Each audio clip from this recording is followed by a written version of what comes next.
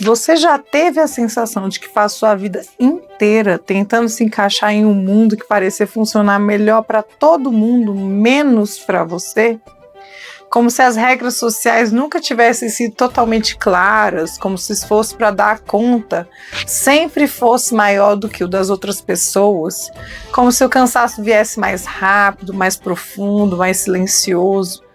Muitas pessoas passam anos explicando isso como timidez, ou sensibilidade, ou ansiedade, ou falta de jeito. Mas existe uma pergunta que para alguns adultos muda tudo. É possível ser autista e não saber disso por décadas? A resposta da ciência é direta. Sim, é possível, e isso não é raro.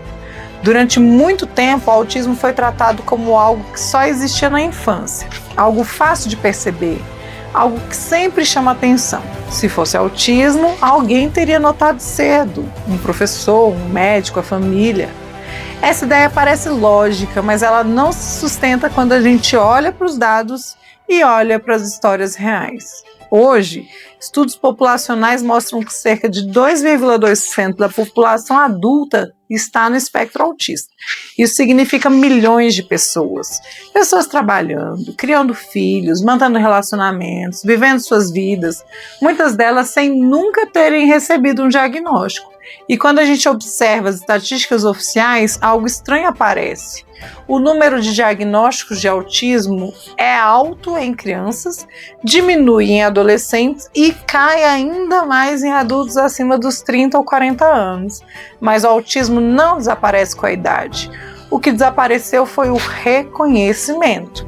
Pesquisas recentes indicam que, em alguns países, a maioria absoluta dos autistas acima dos 40 anos nunca recebeu um diagnóstico formal.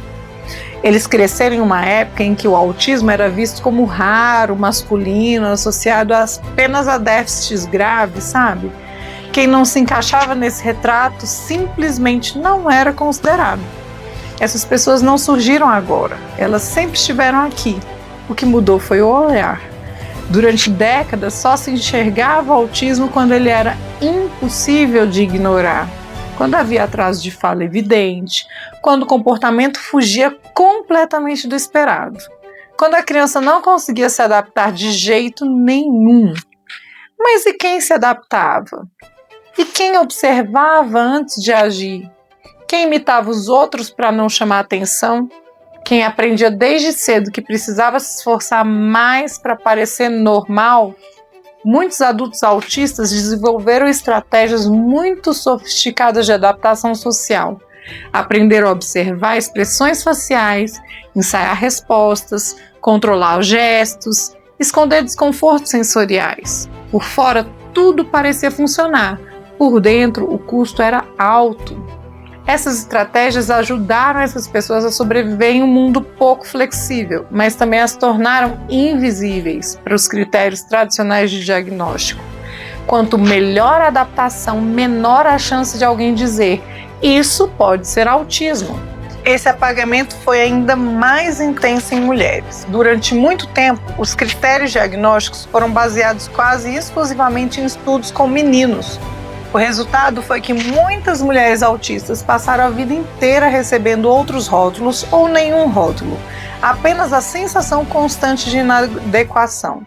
Elas eram vistas como sensíveis demais, intensamente emocionais, difíceis de entender. Muitas buscaram ajuda na saúde mental ainda jovens, mas receberam diagnósticos fragmentados que explicavam partes do sofrimento, nunca o todo. E isso não aconteceu porque essas mulheres não eram autistas. Aconteceu porque o modelo de autismo não incluía a forma como elas existiam no mundo.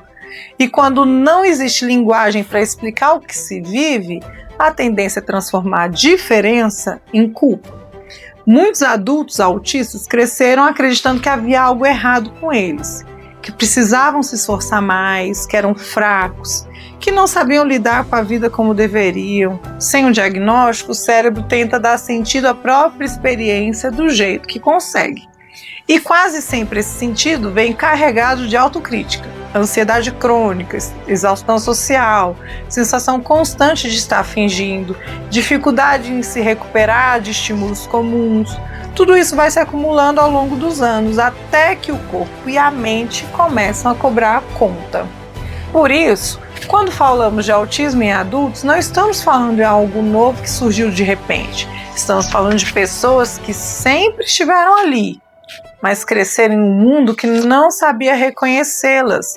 A pergunta, então, não é por que você não percebeu antes. A pergunta é por que ninguém foi ensinado a olhar. Quando o adulto descobre autismo tardiamente, quase sempre surge a mesma pergunta, dita em voz alta ou em silêncio. Como ninguém viu isso antes? Essa pergunta parece lógica, mas parte de uma premissa errada, parte da ideia de que o sistema estava preparado para enxergar e não estava. Durante muito tempo, o autismo foi entendido como algo restrito à infância, um transtorno que deveria ser identificado cedo, tratado cedo, de alguma forma resolvido cedo. Quando a pessoa chegava à vida adulta sem diagnóstico, a hipótese simplesmente deixava de ser considerada. O radar desligava. Então, quando um adulto procurava ajuda, o que os profissionais viam não era autismo. Eles viam apenas os efeitos: ansiedade, depressão, dificuldade de relacionamento, exaustão constante, sensação de inadequação.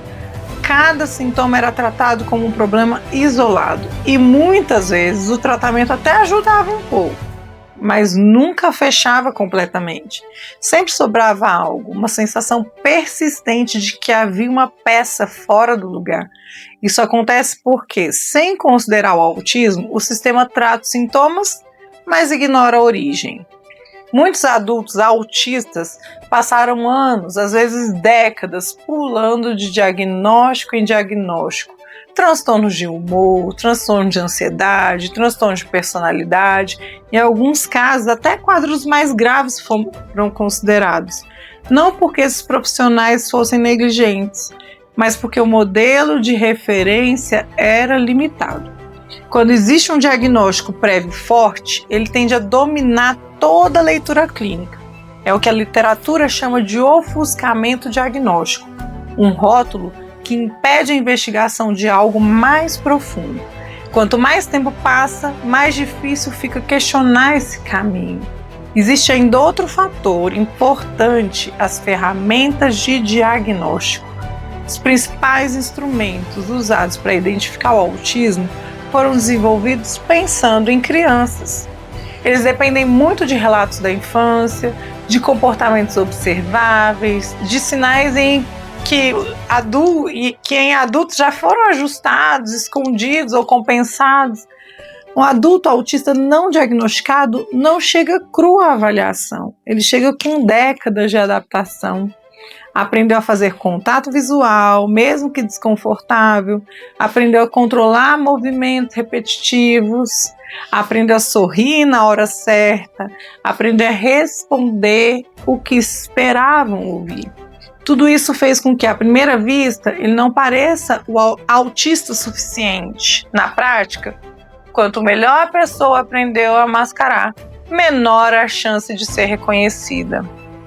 Esse fenômeno foi ainda mais intenso em mulheres. Meninas autistas, em geral, aprendem muito cedo a observar o ambiente social. Elas copiam comportamentos, imitam colegas, criam personagens para se encaixar. Sofrem menos punições explícitas, mas pagam um preço alto ali por dentro. Na vida adulta, muitas dessas mulheres chegam ao serviço de saúde mental exaustas, confusas, cheias de culpa. Foram chamadas de sensíveis demais, de dramáticas, difíceis, instáveis. Receberam tratamentos que explicavam porque tudo parecia sempre mais pesado para elas. Não porque o autismo estivesse lá, mas porque ninguém foi treinado para reconhecê-lo naquele formato. Além disso, existe uma barreira muito concreta: o acesso. Avaliações diagnósticas em autismo costumam ser caras, demoradas, difíceis de encontrar. Em muitos lugares o sistema público ainda não está estruturado para essa demanda. No setor privado nem todos podem pagar. o resultado é simples e cruel. Muitas pessoas vivem a vida inteira sentindo que algo não encaixa, mas sem acesso à resposta. E quando não há explicação, o cérebro faz o que consegue. Ele transforma a diferença em falha pessoal. A pessoa começa a acreditar que não dá conta porque é fraca, que se cansa porque não se esforça o suficiente, que sofre porque não sabe viver como deveria. Esse desgaste constante vai se acumulando, até que em algum momento o corpo e a mente entram em colapso, um esgotamento profundo que não se resolve com descanso comum. Um cansaço que parece atravessar tudo. Muitos autistas só chegam à hipótese do autismo depois de um ponto de ruptura. Não porque o autismo surgiu ali, mas porque a adaptação deixou de funcionar, sabe? Por isso a pergunta, como ninguém percebeu antes, precisa ser reformulada. Não é sobre falta de atenção do indivíduo, é sobre um sistema que por muito tempo só soube enxergar um tipo muito específico de autismo e todo o resto ficou invisível. Nos últimos anos, algo começou a mudar. Adultos que nunca haviam se visto representados passaram a ouvir histórias parecidas demais com as suas. Relatos de pessoas descobrindo que o autismo aos 30, aos 40, aos 50 anos. Pessoas dizendo pela primeira vez que não eram quebradas, que havia uma explicação possível, que essa visibilidade não surgiu do nada, ela surgiu quando o autismo saiu do consultório e entrou na conversa pública. As redes sociais tiveram um papel importante nisso. Pela primeira vez, adultos autistas começaram a falar de si mesmos, com as próprias palavras, sem filtros clínicos, sem reduções, sem precisar caber em estereótipos antigos. Para muita gente foi um alívio profundo. Finalmente, alguém descrevia sensações que nunca tinham nome. Finalmente, não parecia uma experiência solitária. Esse movimento ajudou a quebrar o silêncio, a diminuir o estigma, a mostrar que o autismo não tem uma única cara, uma única trajetória, uma única forma de existir. Mas junto com a visibilidade vem um risco real. Quando uma condição complexa começa a circular em formatos muito rápidos, muito curtos e muito simplificados, parte do significado se perde. Autismo não é um conjunto de hábitos curiosos. Não é gostar de ficar sozinho, não é interesses intensos, não é se cansar em situações sociais. Essas características, isoladamente, existem em muitas pessoas. O autismo é um padrão de funcionamento do neurodesenvolvimento que atravessa a vida inteira. Ele envolve a forma como a pessoa percebe o mundo, processa estímulos, se comunica, se regula emocionalmente e se adapta às demandas sociais. Quando essa complexidade é reduzida a listas rápidas, a identificação pode virar confusão. Muitas pessoas se reconhecem em partes do autismo, e isso é natural. O problema surge quando essa identificação parcial passa a ser entendida como uma explicação total para tudo que a pessoa vive. Nem toda dificuldade social é autismo. Nem toda sensibilidade sensorial é autismo. Nem todo cansaço emocional é autismo. Isso não invalida o sofrimento de ninguém. Apenas lembra que a investigação precisa ser cuidadosa.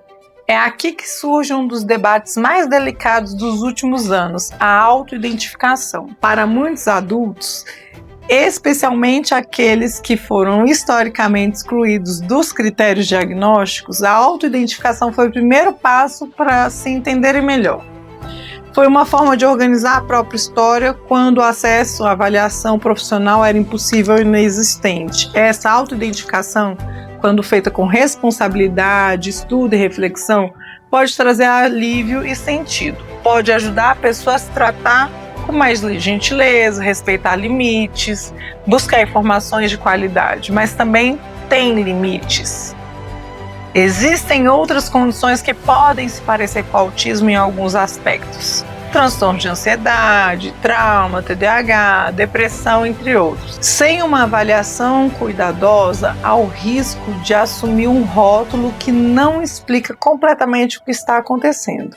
Isso não transforma a pessoa em menos legítima, transforma a situação em mais complexa. Por isso, o ponto de equilíbrio é fundamental. Reconhecer a própria vivência é importante.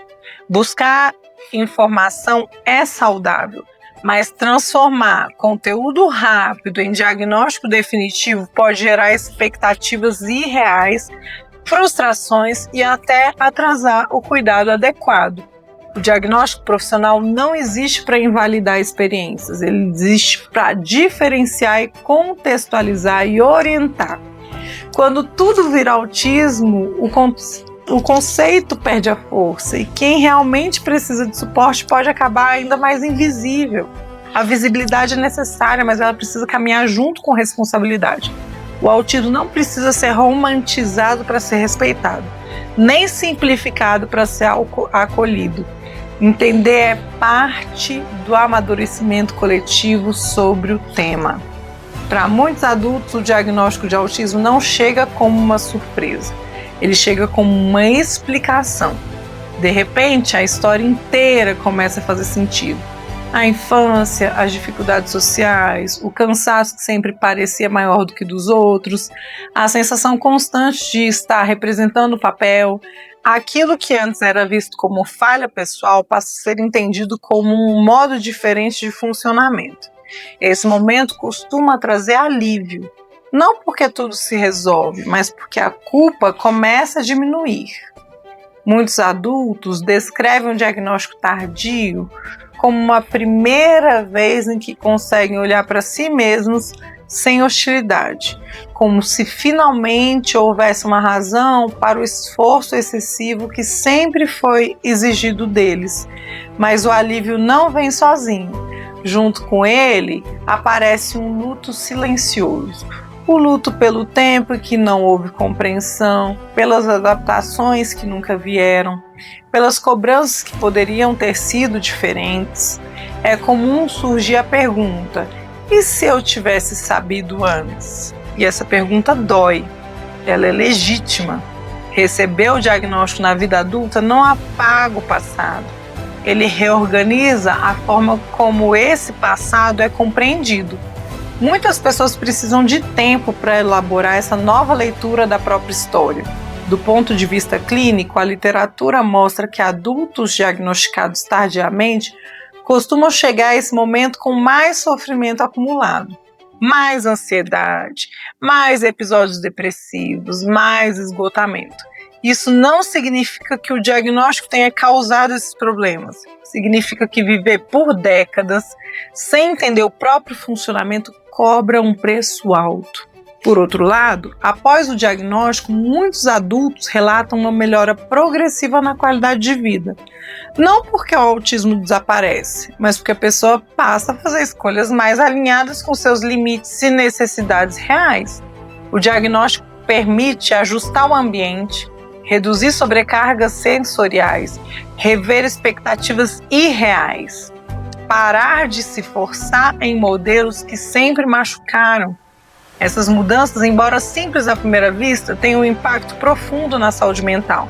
A terapia também muda quando o autismo entra na equação. Sem esse reconhecimento, muitos adultos passam anos tentando se moldar, se corrigir, se consertar. A terapia, nesses casos, pode virar mais um aspecto de adaptação forçada. Com o diagnóstico, o foco se desloca. Em vez de tentar normalizar o comportamento, o trabalho passa a ser entender o funcionamento e desenvolver estratégias que respeitem esse perfil. Isso não significa desistir de crescer, significa crescer sem se violentar. É importante dizer com honestidade que o diagnóstico tardio não resolve tudo. Em muitos sistemas de saúde, o acesso ao suporte para adultos ainda é limitado. Algumas pessoas recebem o laudo, mas não encontram acompanhamento adequado. Isso pode gerar frustração real. Por isso, o diagnóstico não deve ser visto como um ponto final. Ele é um ponto de partida. uma ferramenta que ajuda a organizar as escolhas futuras, não uma promessa de solução. Ainda assim, para a maioria dos adultos, entender que sempre foram autistas e não inadequados muda profundamente a relação consigo mesmos. A autocrítica dá lugar à autocompaixão, a exaustão deixa de ser moralizada, os limites passam a ser respeitados. O diagnóstico não cria uma nova identidade, ele revela uma que sempre existiu. Quando falamos de autismo em adultos, não estamos falando apenas de diagnóstico. Estamos falando de pessoas que passaram grande parte da vida tentando entender por que tudo parecia mais difícil, mais cansativo, mais confuso do que para os outros. Essas pessoas não surgiram agora, elas sempre estiveram aqui. O que faltou por muito tempo foi linguagem, faltou escuta. Faltou um olhar que não estivesse preso a estereótipos antigos. Muitos adultos cresceram ouvindo que precisavam se esforçar mais, ser mais fortes, se adaptar melhor. Aprenderam a esconder desconfortos, a minimizar o próprio cansaço, normalizar dores que nunca foram normais. Não porque eram fracos, mas porque não havia espaço para serem diferentes.